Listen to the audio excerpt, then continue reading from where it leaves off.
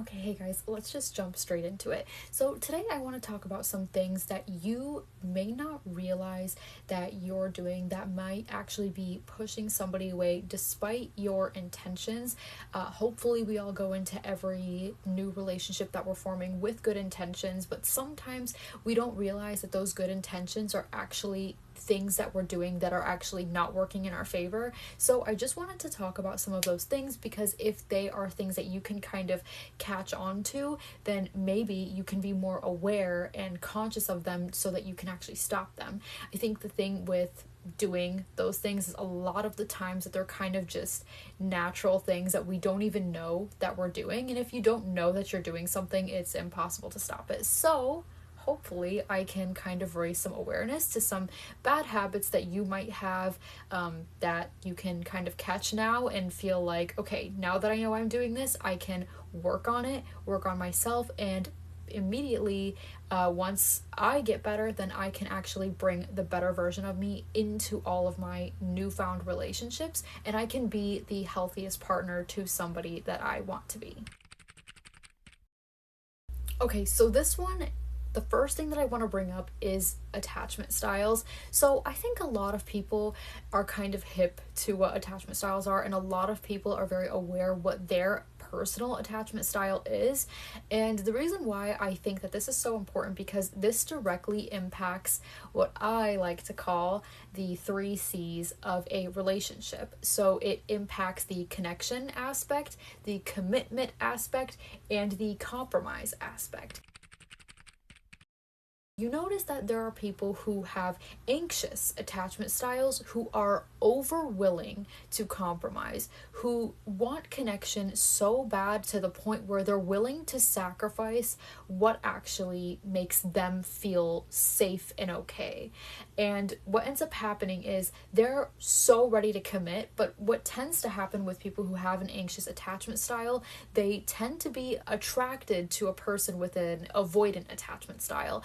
And avoidant attachment styles have the flip side of the 3C problem. So they are afraid of commitment, they are afraid of connections, and they're not really great at compromising.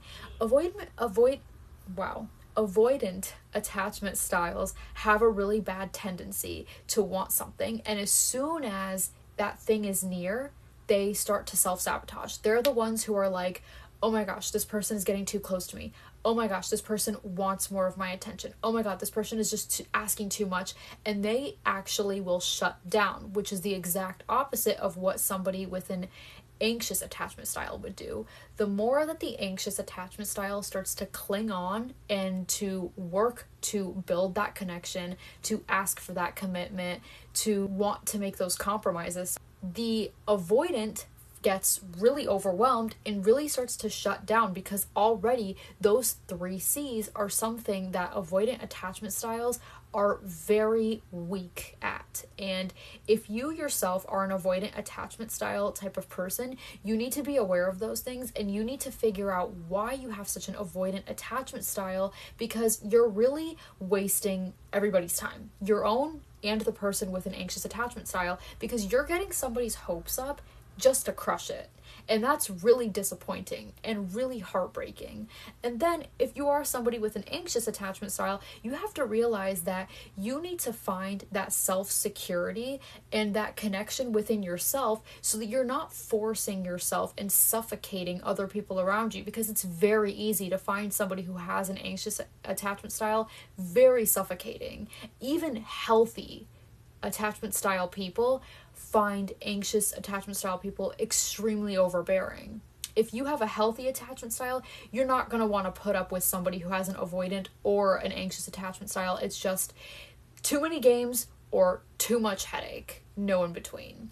I really want to in the future make a video more in depth about attachment styles, because I just think that they reveal so much about who we are as people and things that we may have went through, and it helps people identify why they are the way they are. And when you can identify why you do certain behaviors, it's a lot easier to overcome those certain behaviors. Okay, this next one is going to kind of piggyback off of your attachment style. So this is specifically kind of targeted at people who have an anxious attachment style. So if you're a people pleaser, this I think is something that will easily destroy a relationship. And the reason why it can easily destroy a relationship is because that is when there is this lack of authenticity. And I stress the importance of authenticity when you're beginning a relationship. I know it's really hard, and a lot of people think that they're authentically themselves in the very beginning. Most people aren't. Most people at least try to really put their best foot forward because they just want somebody's validation and approval, and it doesn't work out in the long run.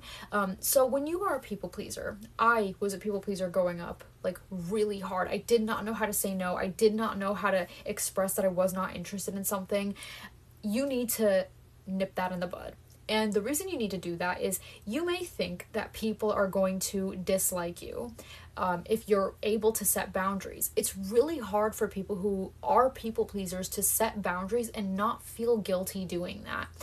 But the thing is that what ends up happening over time is a lot of resentment is going to start to form within yourself, because most people, unfortunately, are just not that kind of people. So if they see that you're a people pleaser, so you can't set boundaries, you don't stand your ground on anything, they're going to think you're a pushover. You don't have anything that you stand for. So people are going to think, oh my gosh, like it's so easy to just kind of get away with doing whatever I want with this person. They're going to forgive me. It doesn't matter. They don't care. They're chill. Being the chill person is cool and all, but the problem is that when you start to assert yourself and you start to assert some boundaries, people around you don't know how to handle it. People start to kind of like flip out. They're like, what's going on? Oh my gosh, you're mean. And that's something that you're just gonna have to tough out. It happened to me. People got shocked when I started to assert myself and I started saying, hey, I'm not okay with this. Hey, I don't want that. And I found that I had to do it so many times until people started to listen to me and take me seriously. So if that's something that you struggle with, don't expect it to just fall into place super easily, like right off the get-go. It's okay. That's gonna take some time. But why I was saying that it's going to build a lot of resentment in you is because you're going to start to notice that there is this lack of respect, and it's going to start to feel like no matter what I do, it's just not enough. No matter what I do, I'm not actually getting the approval out of this person that I really want. You have to please yourself, not please other people. You cannot please other people if you don't please yourself. Think about yourself, right? Who makes you happy?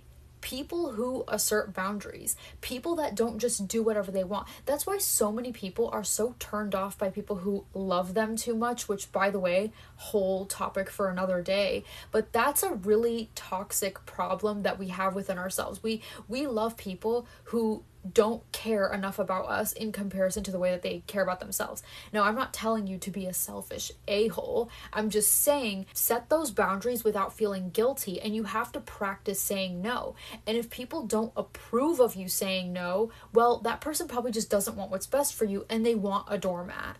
Trust me when I say that, it's going to really start to seep into you, and you're going to feel like you're just never appreciated. You're never going to feel like your efforts are being reciprocated, and that is going to mess with your head, and that's actually going to start to cause a lot more drama between you and whoever this relationship is with anyway, because you're going to start to like tweak out. And like rightfully so. But see, that's why bottling in that feeling, because people who are people pleasers also tend to not be the best of communicators because they feel like they gotta lock everything in because they don't want to hurt anybody's feelings. Again, back to the boundaries. You need to communicate your feelings. You need to communicate if something is not working out for you.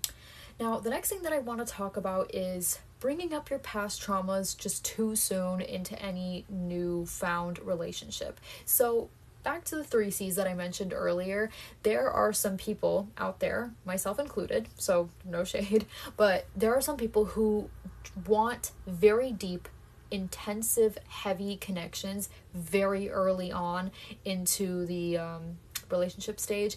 And what ends up happening is you kind of start to unload a little bit too much onto people. And I kind of used to actually have that problem myself because I found small talk very difficult. I found getting to know people very like monotonous and not enjoyable unless we got straight into like the really heavy stuff that actually made people who they really are. Now, I still to this day bond the best with people who also do that and who like are okay with me doing that. I find that those are the best bonds that I create. I know some people think that's trauma dumping, whatever your opinion is. That's why I say you kind of need to be careful unless you get the same sense that that person is willing to reciprocate those things. Now, if you're talking to somebody who craves that really deep, intensive connection off the bat, what's going to happen when you're talking to somebody who is probably an avoidant, who is afraid or apprehensive to make those connections, who also struggles to make commitments? They're going to feel so overwhelmed. Healthy attachment style people are already going to kind of maybe be a little bit put off. I think they're going to be a lot more understanding to that, but people who have that attachment style that is more avoidant leaning, they're going to really shut down when you start to put anything onto them, because like I said, they're very kind of selfish, so they're not able to handle other people's traumas very well, and they think that you're just putting too much on their plate, and that kind of tends for them to shut down and run away. Now, on the same end of oversharing with a person who you are trying to get into a relationship with, there's also the other problem, which is oversharing to people outside of that relationship. And you might know, you hear this all the time, the loudest people about their relationships are most likely the ones who have the most unhappy relationships.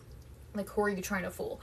You're screaming at the top of the roofs for everybody to hear about how amazing your relationship is, how lucky you are. And a lot of the times, those ones are actually not happy, successful relationships. So, same thing, right? When you have something going on with somebody else, treat that sacredly, please. Keep it private. It's okay. Your friends don't have to know every single little detail. And I know that's a really hard thing for people to hear, because people are just like oversharers. Like, we just feel like our friends have to know literally everything about our business, which is just not the case. What ends up happening is people are going to start giving you opinions that are truly going to impact your relationship, whether you think they are or not. They do. And this is dangerous, because if the public that you're talking to likes your partner, they're going to encourage you to stay with that partner and overlook a lot of problematic things that your partner could be doing. And maybe that's a relationship that you actually should be getting out of, but they're going to pressure you to stay because people don't know the full picture. But when people are given information, they think they do know the entire picture. Not everybody is right. Not everybody's 2 cents is going to actually help you. And then on the flip side, you can tell somebody a story and somebody could think like, oh my God, like he should be doing this or she should be doing that. And they start to interject their opinions that might not be something that aligns with what you actually want or what is beneficial to that relationship. And that can mess with your head, and you can start to criticize and tear down your own partner for things that you did not actually need to criticize them for.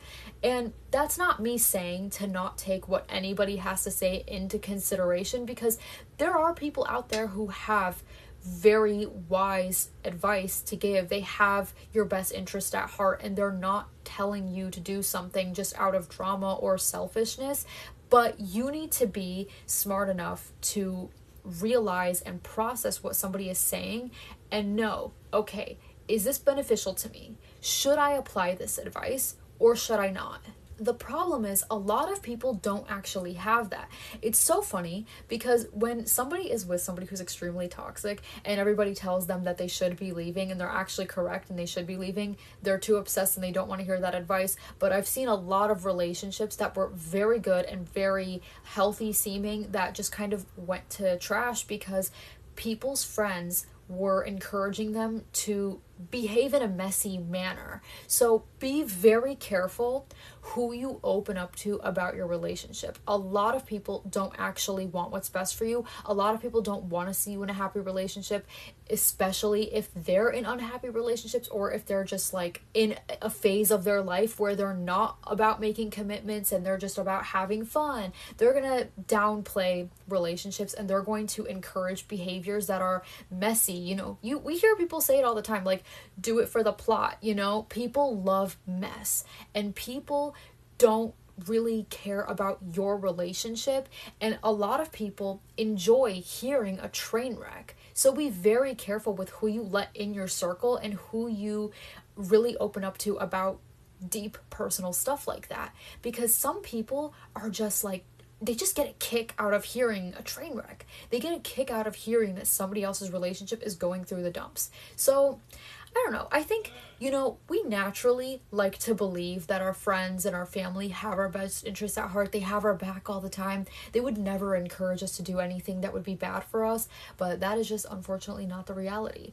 And that is something that I had to learn the hard way, and I was like, bro, you have got to stop oversharing. You have got to stop telling your relationship problems in a way that was like tea and mess and drama and funny. Like, that's when people stop seeing you as a human being who's going through real hurtful things, and they don't think about how you could be hurting. If you tell somebody your relationship drama like it's this theatrical show, people are not thinking about you hurting. They're thinking about, when is the next segment? When am I going to hear more tea? Because people are bored. Yeah. People are really bored in their own life, and they want to hear mess. You notice a lot of people don't really care to hear about the good things about your relationship. They want to hear about it when it's problematic. So keep all those things in mind. Put yourself first. And when you do get into a relationship where you know that that is a healthy, safe environment, prioritize that person and actually do things that you think are best for that relationship. We see way too many relationships failing because people don't want to prioritize their relationship. Your life is going to change in a relationship, and that is okay. Relationships are not so flippant. We shouldn't be so flippant about those things. That's somebody's heart on the line, and that's your own heart on the line. So if you're not ready to make those commitments, don't waste other people's time, and don't waste your own. It's not helping anybody. It's actually hurting people, and you're going to continue to hurt yourself, because what are you going to do? You're going to talk to somebody, you're going to get their hopes up, get your own hopes up just to shut it out. So be considerate before you start to put yourself out there, and ask yourself, am I ready to make these sacrifices? Am I ready to make these commitments? Am I ready to make connections? And am I ready to be respectful of people's boundaries? And am I ready to respect myself? Yeah. So that's pretty much what I have to say about that. I hope you guys enjoyed this. Let me know what you guys think. And until my next one, take care of yourself and everybody else around you. And I'll see you guys next time. Bye, guys.